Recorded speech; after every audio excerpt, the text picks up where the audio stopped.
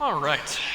For today, we are going to stick with one reading, as usual, the Gospel of Mark in this case. But we're not going to have just one theme like usual.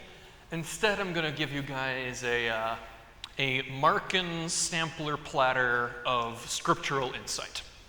I'm sure that sounds delicious to all of you. All right, so let's get going. The first thing I wanted to mention is that at least this part of the Gospel of Mark has a number of odd details which don't make all that much sense when we look at them. The first thing is, Mark says, black and white, this part of the Gospel takes place on the first day of the Feast of Unleavened Bread.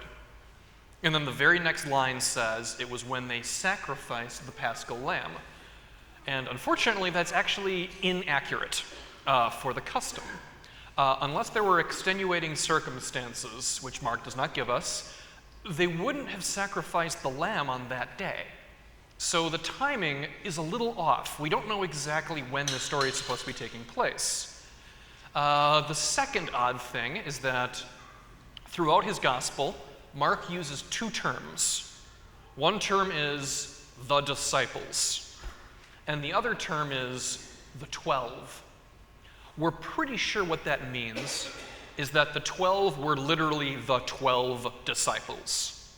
And the term disciples was basically for anybody that was around Jesus at the time. So it was the larger group of people, and the 12 were a part of that, the inner circle, you might say. Now, this is not contradictory of Mark in any way, but it does make it difficult for us to follow the story because we don't always know exactly who Jesus is talking to. Is he talking to 12 people or is he talking to 30? And it can be a bit of a struggle.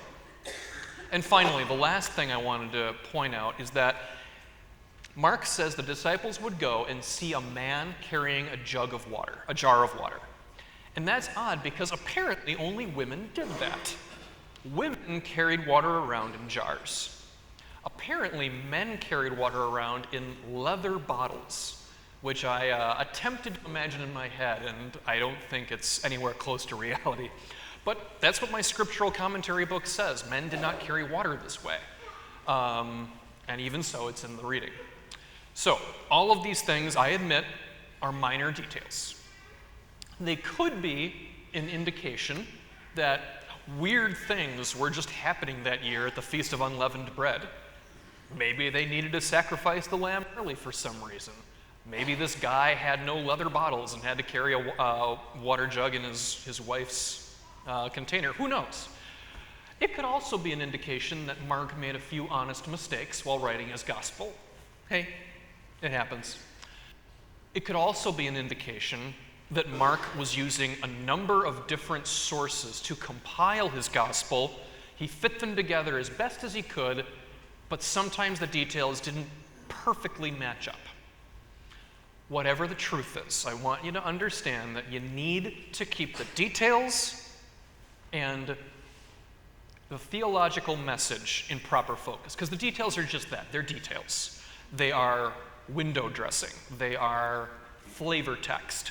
They are here to help us paint a picture in our heads of what it was like when Jesus instituted the Last Supper in this case. Don't get bent out of shape if there are some fussy details that seem odd to you, because ultimately those details are secondary importance to the message that the author is trying to give. Again, in our case today, Mark.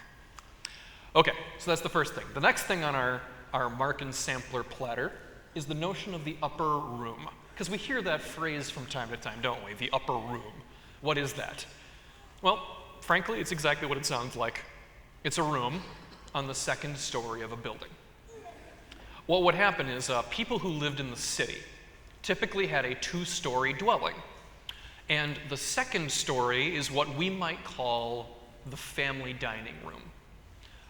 It is quieter because you're above the noise of the street, and it's a more appropriate place to have a meal and have a conversation. Again, because it's quieter, And it probably felt safer, because again, you're farther away from the hustle and bustle of the street.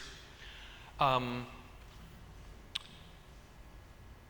that would mean that the first story of a building would either be a shop of some kind, or it would be where the family would keep its animals, obviously depending on the needs of the individual family.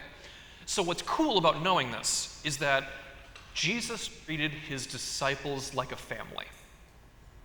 And he treated them like a family to the extent that he found an appropriate family setting to have the Last Supper in.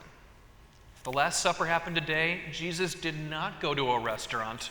He had it around the kitchen table. And the last thing I wanted to talk about today is the part of the reading you heard that you hear every single time you come to Mass. Take it, this is my body. This is my blood. This is my blood of the covenant, which will be shed for many. And I want to bring that up and share with you a little trivia about the translation of Greek to English.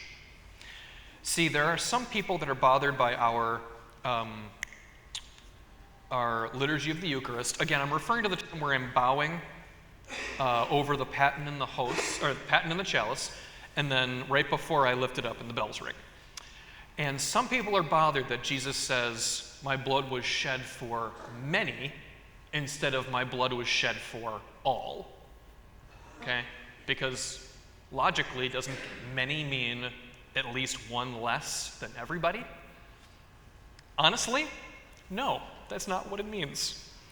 In that original Greek word, which I think is pronounced polon, I don't speak Greek. It's spelled pollen, P-O-L-L-O-N. I only know two words in Greek, groovitas, which is groovy, and apparently the name Sophia would be pronounced Sopitia. You now know as much Greek as I do.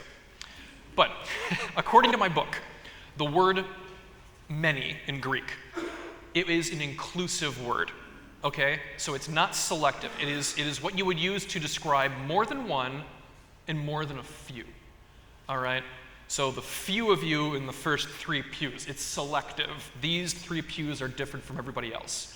If I'm using the word many, it's unrestrictive. Anybody could be part of that group that I'm talking about. This is just the way people spoke back then. You had 3 choices. One, few, many.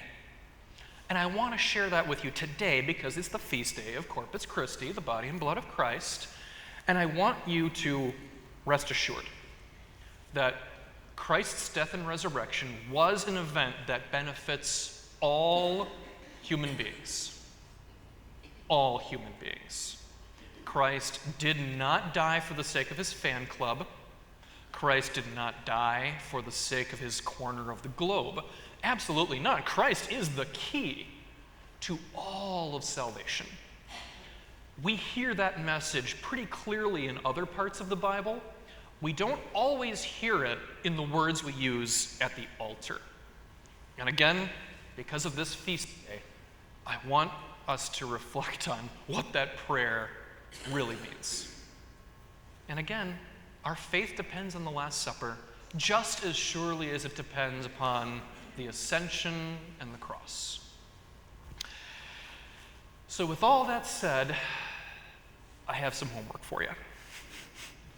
You guys grumbled just a little bit more than 4:30.